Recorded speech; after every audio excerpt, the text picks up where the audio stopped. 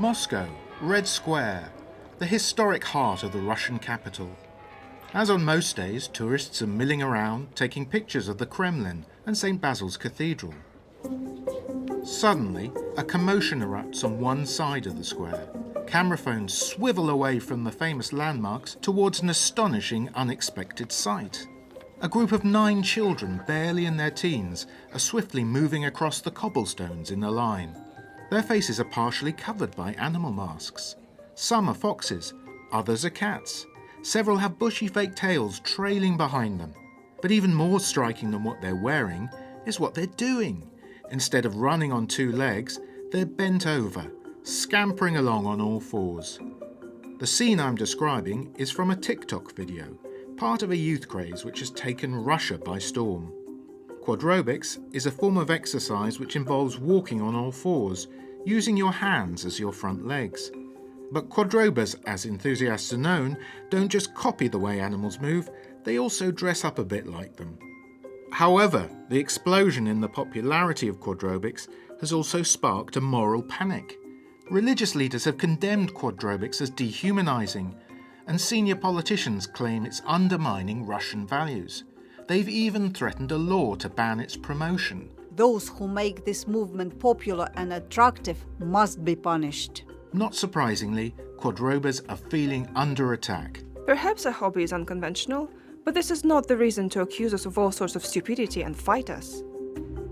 Welcome to the documentary from the BBC World Service. I'm Ed Main from BBC Trending, and I've been investigating why the fur is flying over quadrobics. We'll also hear from the Japanese godfather of quadrobics, Kenichi Ito. When I went to the zoo and saw patas monkeys running, I was struck by how agile and fast they were. I wanted to be able to run just like them.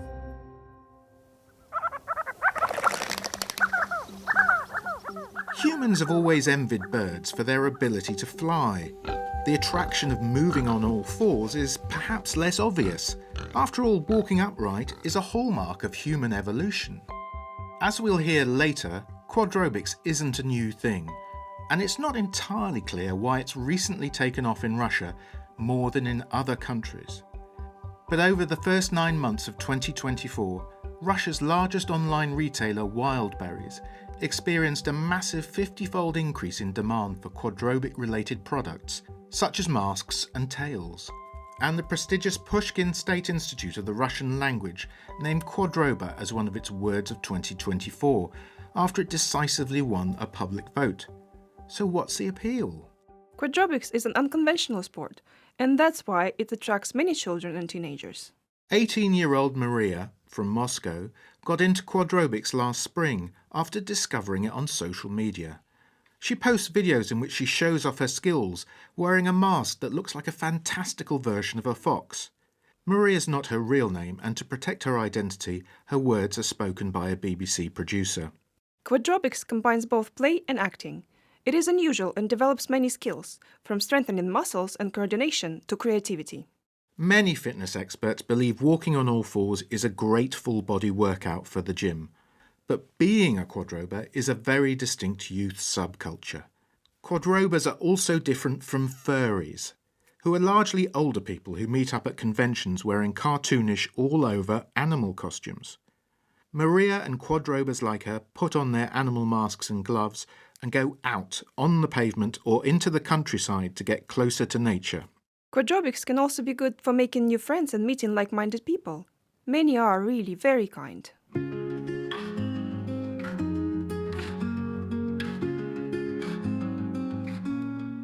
There's a lively quadrober community on TikTok and Telegram. They complement each other on their mask making or a particularly high jump.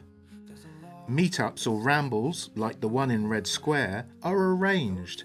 Some even write songs about their hobby. Goodbye to the walls, goodbye to the chains. We're off on our quadrobics journeys. The general impression is of children and teenagers having fun.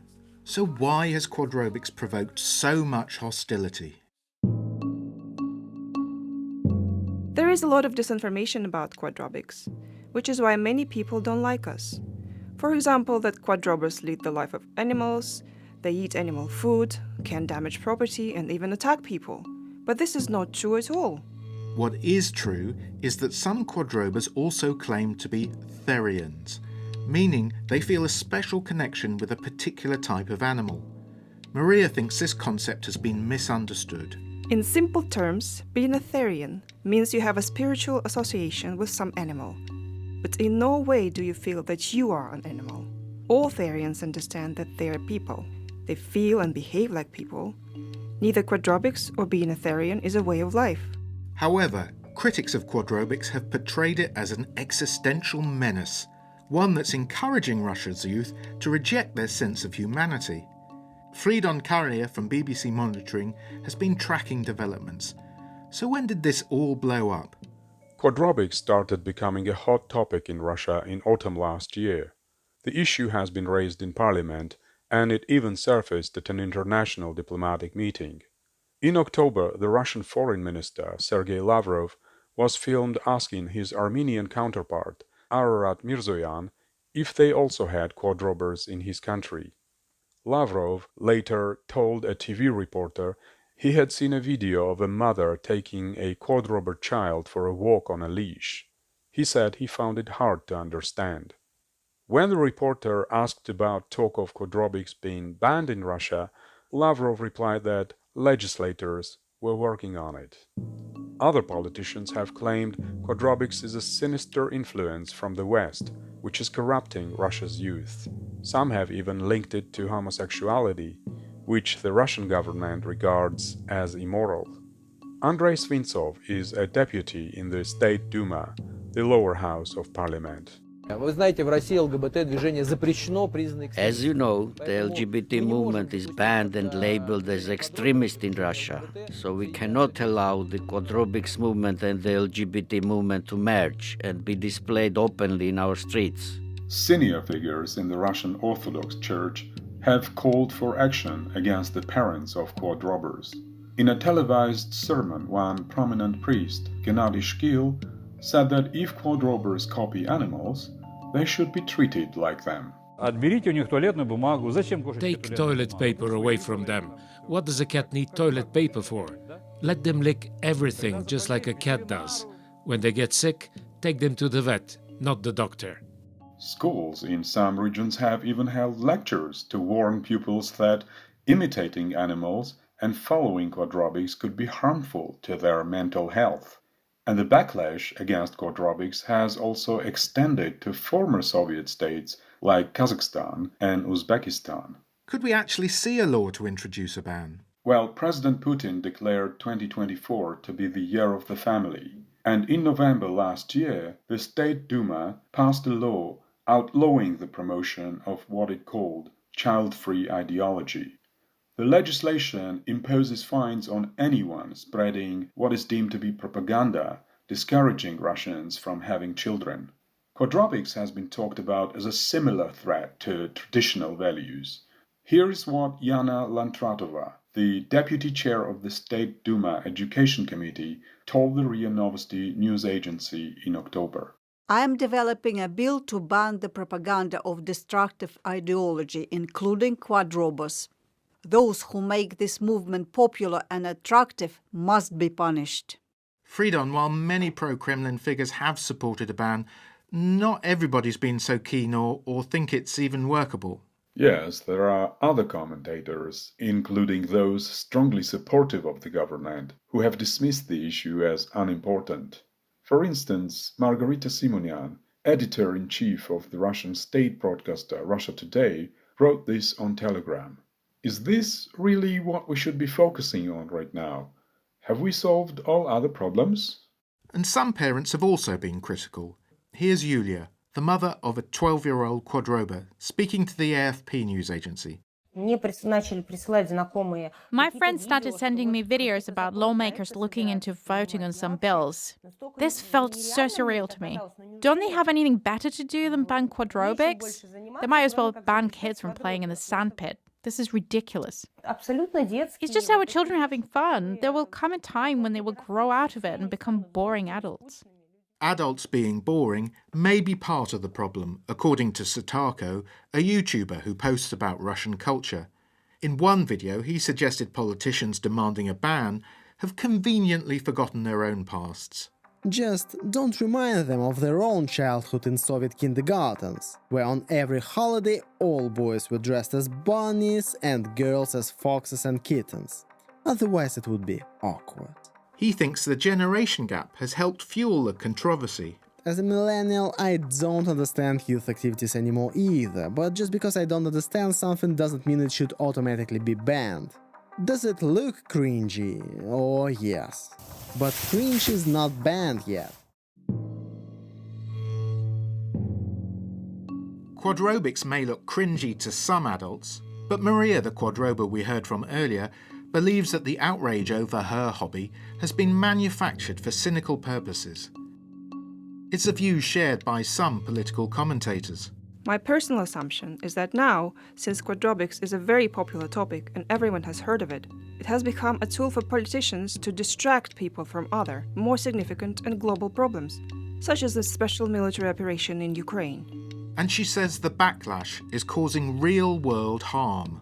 Because of this disinformation, a huge number of innocent children are suffering. Even those who just put on animal ears as an accessory, they got called quadrobers, because this is the only thing not everyone sleeps right now.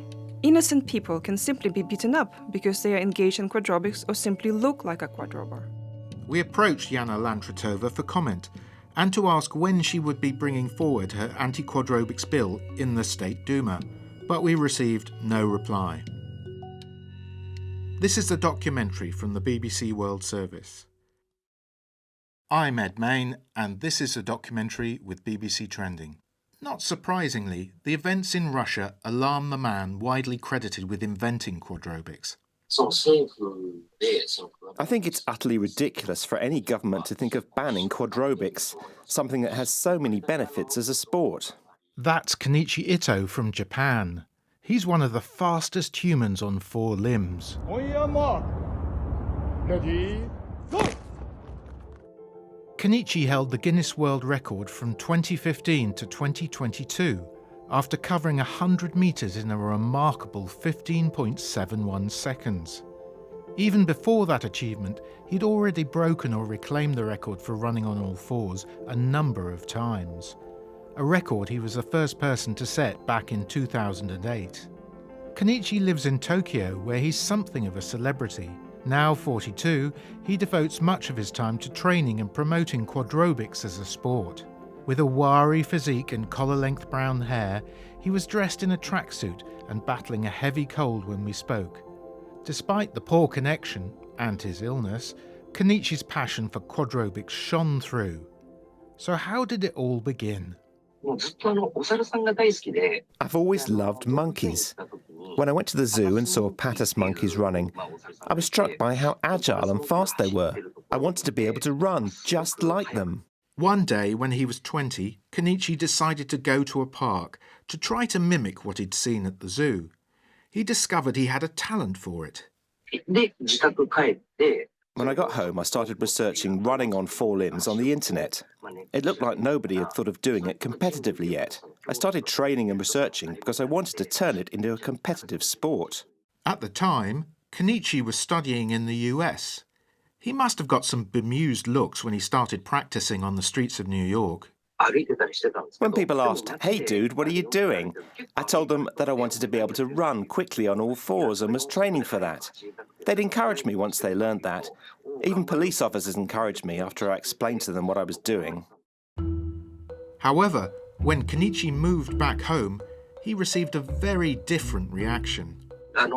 After I got back to Japan and started moving around on all fours in the same way I'd done in the US, there was a major cultural shift in the way I was perceived. People would report me to the police, or they'd avoid me on the streets. In an effort to escape that hostility, Kenichi headed for the countryside. I went to go and stay with a friend who was a monk, as he owned a hut in the mountains. I thought I'd be able to roam around freely on all fours, 24/7. However, this almost proved fatal when a hunter mistook Kenichi for a wild boar. One day, when I was going about my business on all fours, I heard a loud rustling noise in the distance. And when I looked up, I could see the muzzle of a gun pointed at me. I sprang up and yelled, "I'm human!" So how do you actually go about learning to move on all fours? I used to break dance, which involved me being close to the ground, so I adapted pretty easily to running on all fours. I also teach others, and I've seen how difficult it is for them to start running on all fours. It's because humans are so used to moving about on two legs, so we start off by just walking, not running. It must be really tough on your hands. I just wear regular gloves. Actually, your wrists are the most prone to injury, so I wear support bands around my wrists when I train. Kenichi trains 6 hours a day, 6 days a week. He even spends part of his time at home moving around on all fours. But unlike quadrobers in Russia, Kenichi's not really into dressing up as an animal, though there are photos of him pretending to be a monkey for fun. He's not a therian, but he doesn't have a problem with people who are. I think people doing quadrobics want different things. For instance, I'm in awe of an animal's physical capabilities, and I train daily to acquire that same speed and agility. But I feel other quadrobers might be entranced by an animal's appearance. I also understand their feeling of having an animal they like and really wanting to become more like it. Kenichi rejects claims by Russian officials that quadrobics has a negative effect on young people. In Japanese public elementary schools, pupils get taught something called bear walking. This consists of pupils walking along a straight line on all fours. This activity really reveals someone's sense of balance and is a good way to evaluate someone's physical abilities. So then you might ask, did these children grow up to become evil? But that wasn't the case. As for me, I've been running on all fours for over 20 years, and I'm not a vicious person at all. I'm very calm. So of course it's not like your personality will change just because you run on all fours. And Kenichi has this message for quadrobers in Russia who feel they're being unfairly attacked. I understand you're facing a lot of pressure, potentially even a ban from the government. But quadrobics is such a beautiful thing that shouldn't be stopped by any government. I want you to be able to keep doing the quadrobics that you love despite all this. We passed on Kenichi's message to Maria, the teenage quadrober from Moscow. I would answer thank you very much for your support and such words. I think this will be very important for many. I would like all quadrobers to hear those words, especially those who are worried about condemnation and banning of their favorite activity. In the last couple of months, the outcry about quadrobics appears to have quietened down a bit. A ban has yet to materialise. But what about the wider future for quadrobics? Well, Kenichi believes we've barely scratched the surface of what's possible. I personally think that humans wanting to run quickly will achieve that on all fours. Running on four limbs holds so much potential, and I don't want that potential to be crushed by anything. I hope that Russia can become a place where quadrobics can be welcomed. We're unlikely to see a Russian athlete win an Olympic gold for quadrobics anytime soon. But Kenichi isn't afraid to make bold predictions. Usain Bolt is known as the fastest human on Earth and holds the 100 metres record of 9.58 seconds. I think one big goal for a four-legged runner is to break that record. I think it will be possible in around 500 years or so. You've been listening to the documentary from the BBC World Service with me, Ed Main, from BBC Trending. My thanks to Fridon from BBC Monitoring and Emi Jozuka and Sam Judah for production help. Annie Gardner was our studio manager. Our editor was Flora Carmichael. If you want to get in touch, then you can do so by emailing me at edward.main, MAIN, @bbc.co.uk. Thanks for listening and goodbye.